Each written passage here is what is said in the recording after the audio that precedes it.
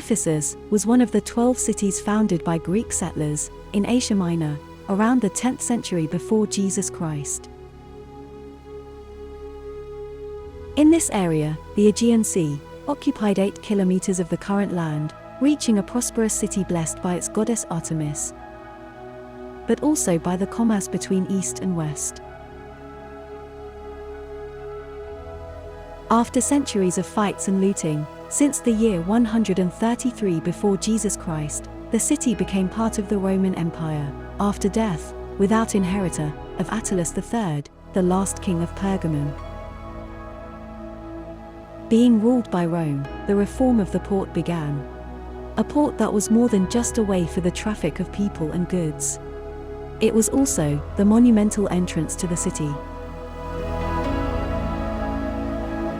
The Arcadian Way is an almost 600 meters long avenue which connect the port to the theatre. On the left side, we see the harbour gymnasium and baths, and further away, the Olympian and the district of Carrassos. To the right, a parallel road led to the Serapeum and the commercial agora, ending with a gymnasium near to the theatre.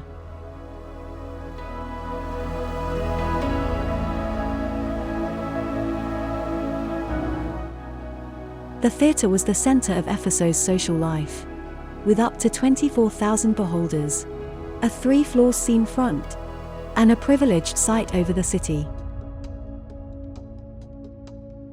Leaving the scene to the south, we cross the Marble Avenue, which borders the commercial agora, to finally reach a space of great monumental richness.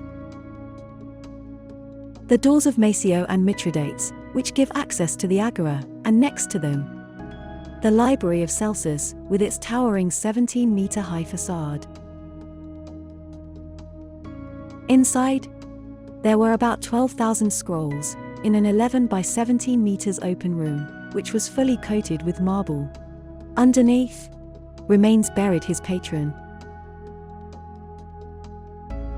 Here begins the Kauritz Avenue, with Hadrian's Gate, and illustrious tombs such as the Androclos I, and, probably, Arsinoe I, the unfortunate sister of Cleopatra. There are porticos on each side and streets of insules, with several floors, staggered according to the mountain slope. Each house is usually organized around a central patio, and some of them, like this owned by Gaius Flavius Furius Apto, have a luxurious decoration of marble and mosaics. Going up across the Kauritz Avenue,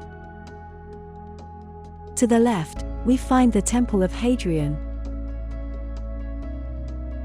the Nympheme of Trojan, and, after passing the New Gate of Hercules, a funerary monument dedicated to Gaius Memmius.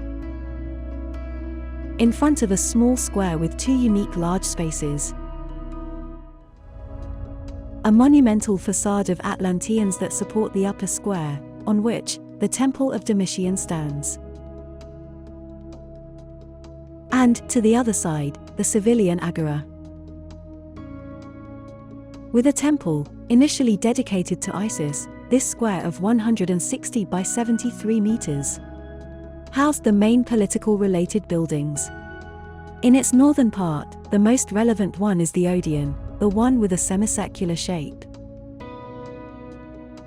Built in the 2nd century, it was the meeting place for the town council and could hold up to 1,500 people when used for recitals or conferences.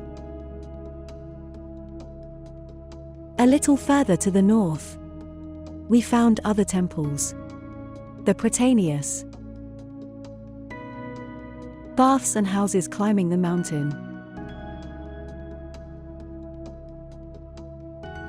and, on the opposite slope, the Carrasso's district, where the stadium and the Video Gymnasium are the starting point to the way that leads to one of the 7 wonders of the ancient world, the Artemision. Built over a more modest, earlier one, the second Artemision is an Ionic and Diptera temple, with a floor plan of 115 by 55 meters and 120 columns, almost 20 meters high.